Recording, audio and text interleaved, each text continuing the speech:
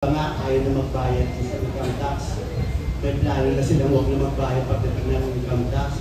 Ngayon, baka maapektuhan din yung pelikula natin dahil nga iba na ngayon ang focus ng mga tao sa nangyayari sa ating bansa. May ganun din pa kayong fear or takot sa magiging kalalabasan ito sa tatakilya if ever? Tito Gorky, ang sasabihin po niyan ay sino po? Sila Tito Mel and kay Direk. Oh. Baka may nagdagdasipan.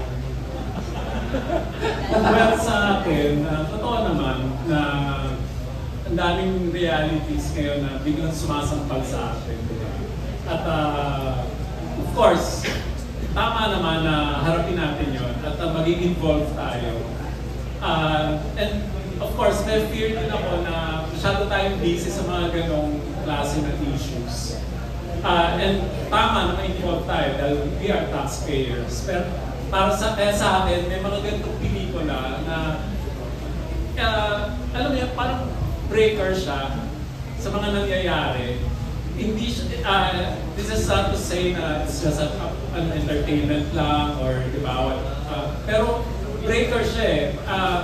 Since dramedy yung movie, matatawa ka sa lahat ng mga nangyayari sa atin, at the same time, affected ka.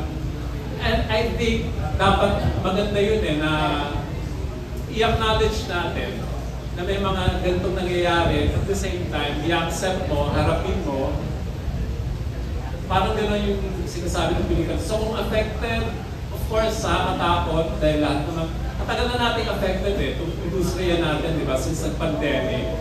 Affected na tayo. Tapos ngayon, unti-unti tayo bumabangon na sana magtuloy-tuloy na. So, of course, tama ka naman, yung taxes sobrang Sumunod sa inuman na lang natin pag-usapan. Oo nga eh. Yun. Yes. Tita Mel, ikaw ba may dating tignan? Ako naman, yung nangyayari ngayon, kahit hindi ka uminom ng alcohol, nakakalasing naman talaga. Diba, manood ka lang ng hearing, nakakalasing, kahit tubig lang inumin. Pero, talagang, this is, last year pa naman, challenging time for our industry. Kaya ganun na lang sana, yung bigyan natin halaga yung mga producers na tumataya pa rin. Kaya, please allow me to take this opportunity to ask for your help. Tulungan nyo rin po kami kasi kung susuko tayo sabay-sabay, mamamatay yung industry. Tulungan po natin yung producers natin para sumugal pa. Maraming salamat sa Si Pai, baka meron na siya masasabi. Lagi siya may masasabi. Gusto ko lang si Pai talaga. Kasi, Hindi, what they call this, totoo naman yung sinasabi ni Direction ni Ate Mel, matagal na may pagsubok sa So yun nga, I cited Ate Mel, please help us bring the people back to theater, to cinemas. Kasi diba, hindi lang naman yung sa mga nangyayari sa atin ngayon, yung nagbibigay ng challenge sa mga moviegoers. It's also, because of the technology, ang daming platforms, economics, mas mura kung sa TV nila mapapanood.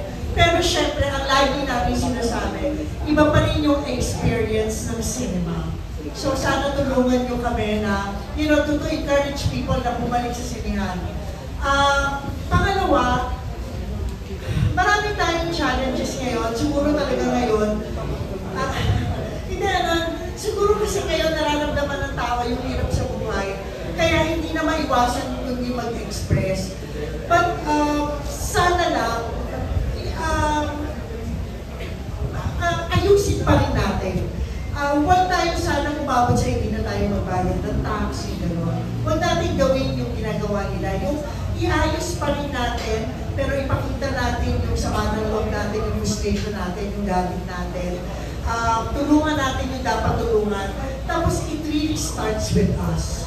Sa atin talaga minsan talaga yung disiplina, magre-ripple effect naman yan pero tayo rin kasi minsan pasaway. Diba? Parang tayo, it's sad to say na Pilipino rin minsan pasaway. So, unti-unti. And we really have to make a stand on any issue, kahit ano pang stand yan. Kasi kung mananahimik ka, doon mamamatay yung paano natin mapaglalaban yung bansa naman.